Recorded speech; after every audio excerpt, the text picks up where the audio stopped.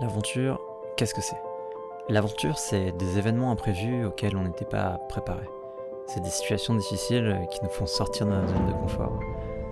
Des moments aussi magiques qu'inattendus. C'est des rencontres éphémères. C'est vivifiant. C'est une raison de vivre. Ouais. Le canoë trip, pour moi, c'était une aventure. Une belle aventure.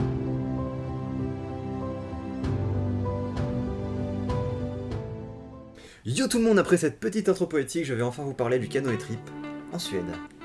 Avant tout, c'est important de le dire, mais ça reste mes impressions. Ça ne veut pas dire que vous aurez les mêmes, mais ça vous donne un très bon aperçu. Le canoë trip, c'est quoi? C'est un voyage sur les lacs suédois, en canoë, pendant 6 jours, organisé par Travelbase et les équipes de canoë trip depuis 2017. L'idée, c'est de partir d'un camp de base en Suède pour voyager en canoë de lac en lac, puis revenir au camp de base. La configuration est simple. On est 2 par canoë et on transporte tout notre matériel dedans. On a le choix entre 2 régions, Himlen et le Värmland. Moi, je suis allé à Himlen pour cette aventure. On se retrouve à camper dans les bois en mode bivouac sauvage ou dans un shelter aménagé pour 6 à 8 personnes. C'est un genre de grande cabane en bois avec des toilettes sèches, des bancs et un emplacement pour faire du feu. Et oui, parce qu'en Suède, il est interdit de faire du feu en pleine nature. Il faudra donc faire un choix. Soit dormir à la belle étoile sans feu, ou dormir dans un shelter aménagé avec la possibilité d'en faire un. Et bien sûr, niveau hygiène, il faudra se laver dans les lacs, et ça, croyez-moi, c'est une expérience à vivre. Alors le canoë trip, comment on y va? Plusieurs options s'offrent à vous. La première, c'est de prendre le bus de Paris ou de Namur pour aller directement au camp de base en Suède. On parle de plus de 20 heures de bus. On a traversé pas moins de 5 pays. En partant de la France, on passe par la Belgique, l'Allemagne, le Pays-Bas, le Danemark et la Suède. Alors c'est le moyen le plus long, mais c'est aussi le moyen le plus écologique pour y aller. Je vous cache pas que le trajet en soi, c'est déjà une belle aventure. Vous allez arriver un petit peu claqué. D'ailleurs, n'hésitez pas à préparer vos sandwichs en avance pour éviter de devoir payer sur les aires d'autoroute votre nourriture un petit peu chère. On peut aussi aller à Copenhague directement en avion, puis prendre une navette pour arriver au camp de base. Ou y aller par ses propres moyens en voiture. Petite info, les contrôles ne déconnent pas au Danemark et en Suède, donc faites attention avec votre passe sanitaire. N'oubliez pas que le trajet en bus peut être assez fatigant pour cette semaine sportive. D'ailleurs, parlons-en du côté sportif. Ce canoë trip, c'est physique, mais c'est accessible à tous. Même si je vous l'ai déjà dit, il va falloir porter son sac et son canoë, donc ne vous chargez pas trop, vous pourriez le regretter. Mais globalement, ça reste assez tranquille. À part quelques passages en canoë, il faudra les porter, ou même à 2, ça peut quand même être un peu compliqué, donc n'hésitez pas à demander de l'aide. N'oubliez pas, seul, on va plus vite, mais ensemble, on va plus loin. Donc, ne prenez pas trop d'équipement. En parlant de ça, de quel équipement on dispose? Alors, l'équipement fourni.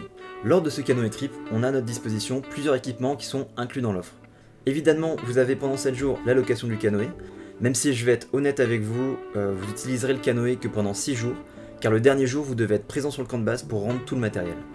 D'ailleurs, petite parenthèse, si vous ne savez pas quoi faire le dernier jour, il y a un musée Ikea qui est situé à 50 minutes en voiture qui est vraiment trop stylé. Mais aussi, vous aurez des roues pour transporter votre canoë de lac en lac et croyez-moi, vous allez en avoir besoin. Sachant que vous allez trimballer votre canoë sur des routes, parfois des sentiers et parfois il y a une dénivelée positive un peu agressive. Vous aurez aussi un bidon de 5 litres qui va vous servir énormément car il vous faudra de l'eau pour boire mais aussi pour manger. D'ailleurs, les spots pour récupérer de l'eau potable ne sont pas légion. Sachant que vous pouvez prendre l'eau directement dans le lac en la filtrant ou en la faisant bouillir, sachant qu'il y a des fermes aux alentours qui utilisent des pesticides qui peuvent se retrouver dans l'eau du lac.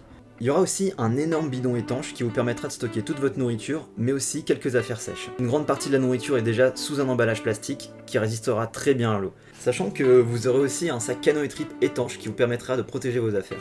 C'est très simple à utiliser, vous mettez vos affaires à l'intérieur, vous le roulez, vous prenez les sangles, hop, vous clipsez et on est bon. Moi j'ai pas été très malin, j'en avais déjà acheté un chez Decathlon qui m'a pas mal servi aussi. Sachant qu'on vous offre aussi une bouteille canoë trip, soit en gris, soit en noir. Comme vous pouvez le voir, c'est des bouteilles en métal qui vont très vite prendre les impacts, surtout la version noire. Vous aurez aussi un set de cuisine qui vous servira à préparer votre nourriture. Mais aussi, vous aurez une carte plastifiée de la région et une version papier.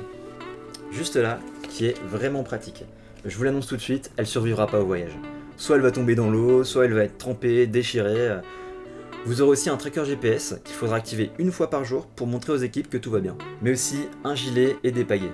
D'ailleurs, faites attention aux pagaies, on peut très facilement laisser tomber dans l'eau. Bien sûr, vous avez tout le matos classique que vous devez amener avec vous, le sac à dos et le barda pour bivouaquer. Vous trouverez toutes les informations sur le matériel que vous devez ramener sur le site ou sur la brochure. Et je crois que c'est tout. Ah non, j'allais oublier le plus important, le food pack. Alors le food pack, faut-il le prendre? Le food pack, c'est toute la nourriture dont vous pourriez avoir besoin durant ce trip.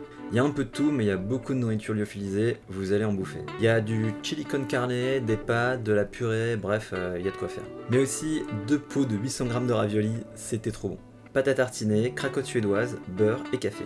Des barres céréales, des pâtes nutritives. Bref, croyez-moi, il y a largement de quoi manger dans la semaine, surtout si vous tapez un peu dans le repas des autres. Petite précision, le food pack change d'année en année, mais ça vous donne un petit aperçu. Il existe aussi une variante végétarien. Et dans végétarien, t'as rien.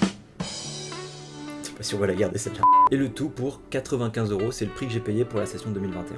D'ailleurs, en parlant de prix, le canoë trip, c'est à partir de 480 € et ça varie suivant les périodes. J'ai vu des prix allant jusqu'à 580 € pour Imlen en 2021. Et pour rappeler, ça inclut la location du canoë pendant 7 jours, avec tout l'équipement qu'il y a autour que je vous ai déjà expliqué. Le transport en bus qui part de Paris ou de Namur pour aller directement en Suède. Sachant que si vous ne prenez pas le bus, vous pouvez avoir une réduction du prix. Ceux qui ne prennent pas le bus peuvent bénéficier d'une réduction de 110 €. La location du set de cuisine, les instructions concernant la navigation et tout le reste des équipements que je vous ai déjà expliqué. À ça on peut rajouter le fameux food pack à 95 €. Il y a aussi une caution de 200 € pour le matériel. Si l'aventure t'intéresse, les inscriptions sont ouvertes pour l'aventure de 2022. Je mets le lien en description du site Canoë Trip où vous pourrez trouver plus d'informations. Pour ceux qui voudront en savoir plus sur ce voyage, je vais sortir une série de vlogs. On est parti avec 9 potes, avec 5 canoës, c'était vraiment fou. N'oubliez pas, si vous avez aimé cette vidéo, vous pouvez vous abonner et mettre un pouce bleu, ça aide vraiment la chaîne. À la fin de la sortie de ces vlogs, je sortirai une vidéo sur les 10 conseils pour réussir votre canoë trip. Mais aussi un avis sur cette aventure unique en son genre. Et surtout, n'oubliez pas de rêver, voyagez!